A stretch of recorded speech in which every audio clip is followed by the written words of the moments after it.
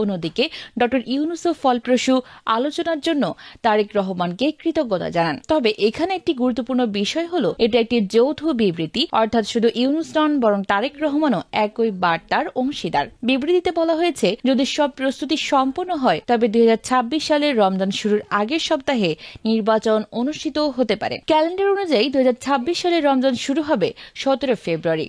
তাই তার আগের সপ্তাহে নির্বাচন হলে তা 13 ফেব্রুয়ারি অথবা 14 ফেব্রুয়ারি হতে পারে। এই বিষয়ে সাংবাদিক জুলকারনাইন তার ফেসবুকে পূর্বাভাস দিয়েছেন। তিনি লিখেছেন, 14 ফেব্রুয়ারি ভালোবাসা দিবস।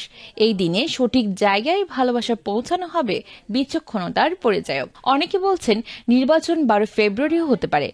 ছাত্রদলের নেতা মানসুরুল আলমও এই সম্ভাবনার কথা উল্লেখ করেছেন। এটি স্পষ্ট যে ডক্টর ইউনূস লন্ডনে গিয়েছিলেন মূলত নির্বাচনী সমঝোতা আলোচনা করতে।